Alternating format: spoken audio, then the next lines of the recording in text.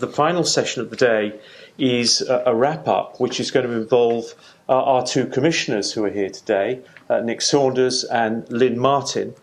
And I'm going to invite them to come up to the front and to assume the position up here on the podium and reflect on the comments and the contributions that we've had from an extremely rich day, I think. Just in that last session, I think we were hearing some significant points being made about data, which is where the day started, with Lynn's presentation on what the data was telling us about online learning in Australia. And we heard in that final session, in the responses from the groups, comments about the adequacy of data or the inadequacy of data, what we don't know about the cohorts of students that are being taught in this space, but conversely also the potential of learning analytics and the much richer data that learning in the online space generates in terms of understanding student progress and the way in which students are progressing through the material that they're studying. We also heard a lot in the feedback about the role of TEXA and the role of the regulator. And I think there's a whole spectrum of views there, from one which envisages essentially the regulator standing back. You know, the frameworks are already there. We had very long list of the kinds of international frameworks presented to us this morning, Michael. There's no shortage of frameworks out there. There's no shortage of activity. And your presence all here today indicates this as well. There's no shortage of activity among the practitioner communities in this area, and no shortage of generation of frameworks. So an appeal, I think we heard, don't generate any more frameworks. We've got plenty of frameworks. That's being done. So what is the role of regulation in this space? And is that a role that fluctuates or moves along or between the poles of regulation on one hand and at the other end, quality enhancement and improvement?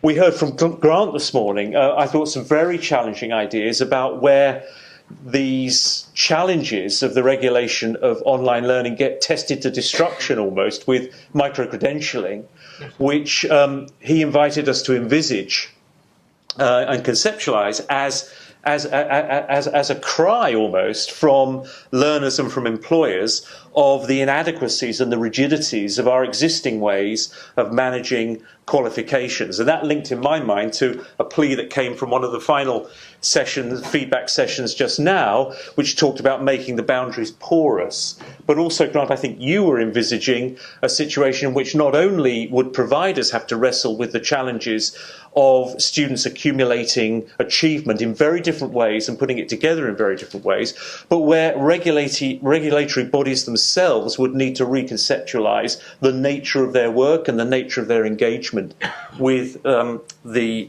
online learning world.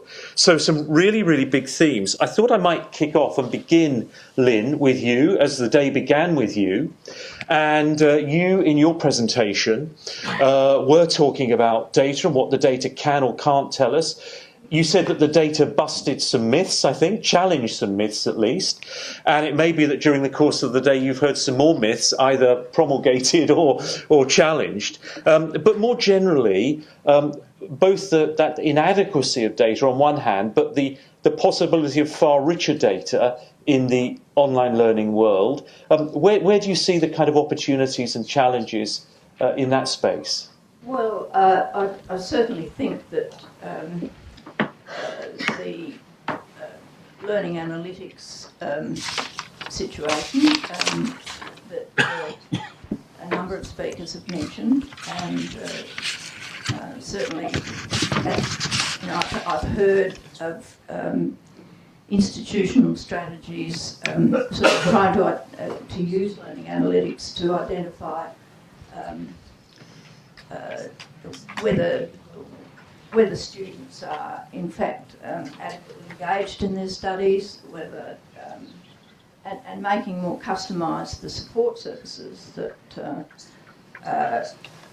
are available within higher education providers at the moment. So noting that these learning analytics can be used in that way, I would think there is potential to get much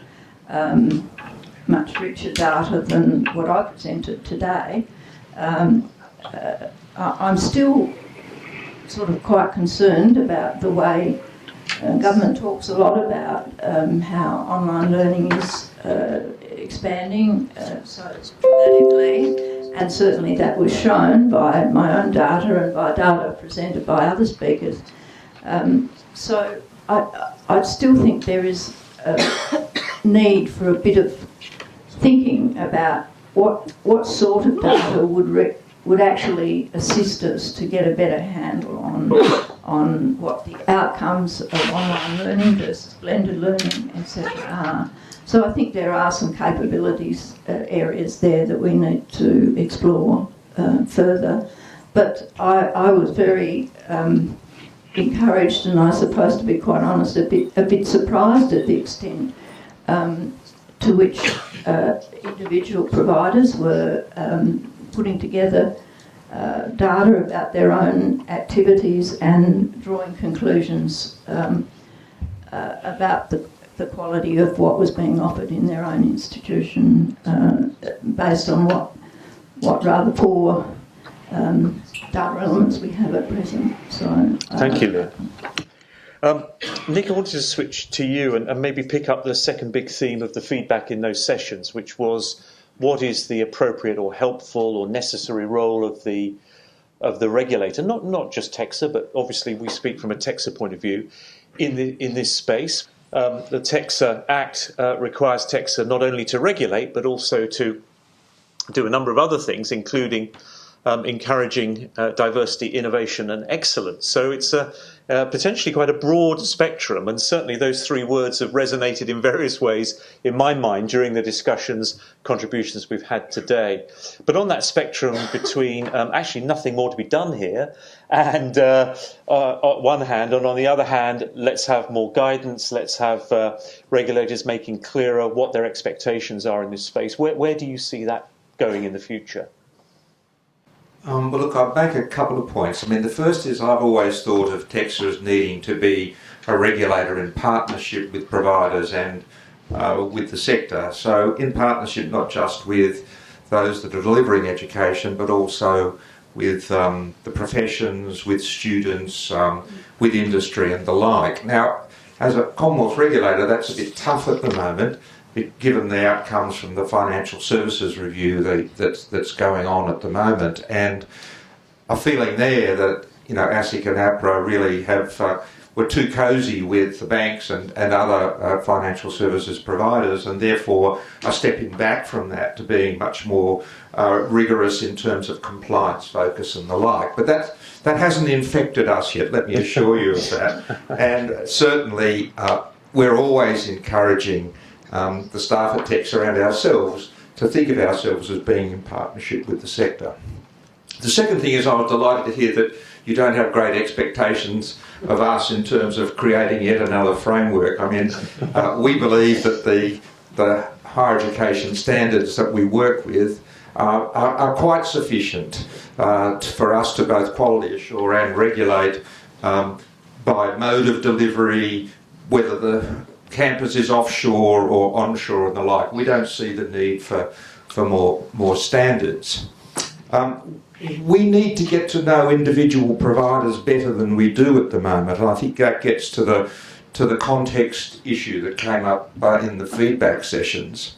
And it's certainly helpful to us, given the mess that the data is in some ways, that if providers, when they're working with us, responding to us, can point out, for example, that the cohort of students that you're particularly losing in terms of, say, attrition, relates to your students in a particular context, then that's helpful for us to understand.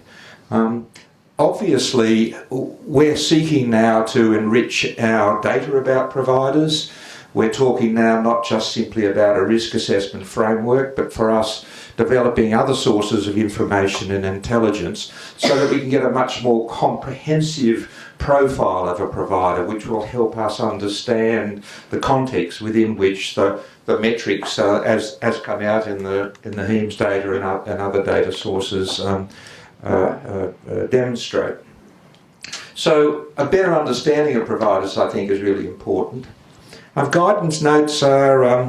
I have a background in health and medicine, and I've been with the idea of guidance and clinical guidelines and the like for yonks, and they are really a two-edged sword. For some, I don't need guidance or guidelines at all. I know what I'm doing. I'm a professional. Just get out of my way, it'll be fine. For others, they say, well, the guidance notes aren't nearly explicit enough. They don't tell me exactly what I have to do. I heard the word vagueness, I think, was mentioned about some of our guidance notes. Some say, in fact, we're getting criticisms at the moment, which we're seeking to clarify, that our guidance notes are becoming a quasi-set of standards. They're overlaid over the top of the higher education standards framework, and that actually is not only unhelpful but an improper thing for TEXA to be doing. So I think we have to be careful here about, when trying to write guidance for the sector, where do we strike the middle balance. So very pleased. I've learned a lot today. I've listened very carefully. I think we can, in the online space, much of what I heard today resonated really well with where the Commission is sitting with regards to both quality assurance and regulation. We would love everybody in the sector to drive their risk ratings down to low, and then we could just get out of the way and say nothing more to be done here. But in the meantime, we're seeking now to focus where the real crucial issues are for quality and reputation in the higher education sector, and for those people who are doing their job well, as long as the outcomes are satisfactory, we just want to get out of your way. Nick, can I just follow up though with some of the positive suggestions that came in that final session about the distinctive role that a regulator can play in improving practice and quality because of what I think was described as the helicopter view. In other words, by the very nature of the work that a national quality assurance agency does, it has an overview. We're reminded of this all the time when, for instance, we keep getting questions about what's happening in universities, and we keep reminding the questioners that there are actually 170 institutions in the sector. Sometimes it feels like we're the only agency that has that view of the whole sector. So is there, in terms of best practice and perspective, is there a role there that you can envisage for, not just for TEXA, but for bodies like TEXA generally? Sure. Again, just a couple of points. First of all, we're not the only regulator in the higher education sector. There are, I think, last count, about 14 regulators in the higher education space. When you start thinking about your own academic boards or committees, you think about the funder, you think about a whole range of other levers that could be pulled in the quality and regulation space. So it's not just TEXA's responsibility.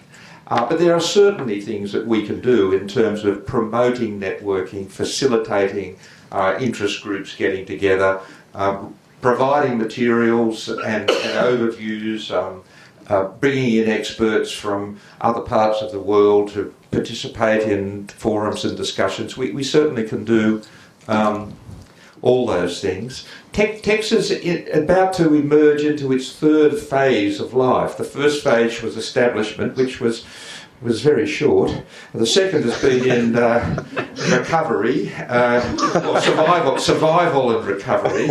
And we're now emerging perhaps into an era where we in fact will have sufficient resources and headspace and time to move beyond just making sure that the standards are being complied with, to be able to be more facilitative, supportive and encouraging of quality enhancement as opposed to just making sure that you're complying with the minimal standards. So there'll be willing work to be done by TEXA, but we need your help and support to tell us what you think would be most helpful for you as you also travel on the journey.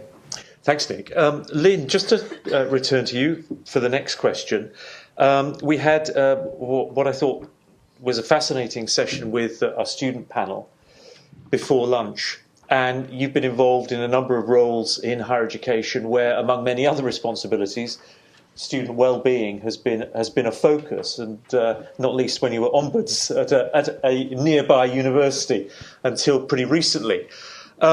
We were hearing, I thought, some very interesting messages from the students, and definitely among those messages were some comments which related to the particular needs and issues that might be faced by students working predominantly or maybe even exclusively online, and from an example about whether or not there would be access to face-to-face facilities, to a sense of isolation, a sense of being detached from the main body of the provider. I just wondered if you had reflections. If we say from a standards point of view, we're looking for equivalence. What does it mean to look for equivalence in terms of the student experience? Yes, well, I thought the student session was terrific today, and fantastic that students were able to speak out and articulate what they thought about. The only sort of remote study that I've done in my career was PhD, and I have to say that was a very isolated experience. But I really I feel as if the world is changing so much, and that sounds like a trite comment, but you know, at TEXA we've been looking at getting feedback through social media channels and so forth, and I just really think that we have to rethink what being an online student means. I mean, and I think, you know, if you go back to the data, the way the blended learning option is sort of taking off, and I think we heard from our students this desire to engage both as an online student and as a face-to-face student for some parts of the activity. So that comes back to, again, is it possible to partition definitions or the various aspects of online learning or technology-enabled learning? Is it possible to really separate them in the way that the data tries to? And I suspect that it's not a clear-cut solution. I was disappointed to hear that somehow blended learning was being discouraged, at least in one institution, and I think that's a real pity, because I think there is a greater richness of the experience if students can access both types of learning as online students. So getting some of the benefits of face-to-face engagement with their fellow students. But I also thank Beverly for highlighting in the student experience questionnaire, which she commented on that, and I must admit that I hadn't. I've read that what the questions are in that student experience questionnaire, and actually done some work on it in my research, and I was sort of, when you look at it in the cold light of day, you can see that a lot of those questions aren't relevant to students' experience if you're studying totally online or even in a blended. So I think there's scope to get better information from students and feedback from students, but that requires not thinking about it in the traditional way. Final question, and I'll maybe ask both of you to respond to it. I was very struck by a point that Beverly made in her presentation, where I think the question was, can we ensure equivalence with face-to-face learning? To which the answer was, surely we can aim higher than that. And so often the discussion about the challenges of tell online, etc., is a sort of based on a model that there must be some deficit that needs to be remedied in order to ensure that students have an equivalent experience. But actually, we've heard a number of examples today where it is either happening or it can be envisaged that it would be an improved experience. And I just wondered whether, Nick, you are, on balance, very optimistic about the direction that these developments are going in, and whether indeed we are going to see, or maybe already seeing, I'm sure, forms of teaching and learning which are not only equivalent, but in some ways better for the kinds of students that we have now in 2018 and will have going forward. Yes, well, I must admit I was both surprised and encouraged by the data that you put up with regards to the feedback of the student experience by online students who are studying mainly by online or mixed mode. The challenge there clearly was engagement of the student with the institution more broadly, with their fellow students and with support staff. But in terms of the things that people worry about, in terms of design of the course, presentation of the course, academic support that the students were receiving, they were at least as happy, if not happier, in some cases, than face-to-face students. So I must admit I don't have a major concern about the quality of the education experience that online students are getting in Australia. We've got a very excellent higher education system in Australia, and I'm sure that the online provision is, in many parts of the sector, is innovative, and new ideas are being developed and tested. So yeah, I am optimistic. One of the things that I need to think about some more and pick out is that the last thing I want is the dead hand of regulation and government bureaucracy to fall on innovation as people move into these new areas of online delivery, micro-credentials and those sorts of things. So I haven't got my head around that yet, but certainly I think we need to be freeing things up as much as possible for people to try new things and have a strongly student-centred focus when it comes to both designing and delivering the programs. Thanks, Nick. Lynn, do you share the Chief Commissioner's optimism? Yes, well, I always have been a glass half empty person, so I'm probably not quite as optimistic. But no, I've, as I said earlier, I've really been stunned to see the range of activity that's going on and how, separate from Texas' role in regulation and quality assurance, you've all been, as providers, been working on your own set of criteria and so forth and standards to assure this.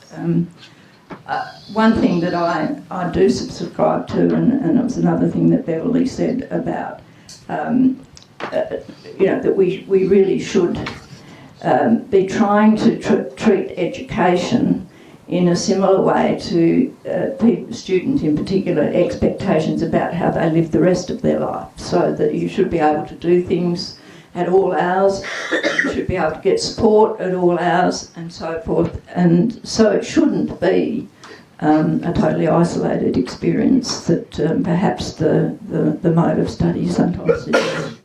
Thank you, Lynn. And thank you both very much indeed. Can I ask you to join me in thanking Nick and Lynn for those contributions?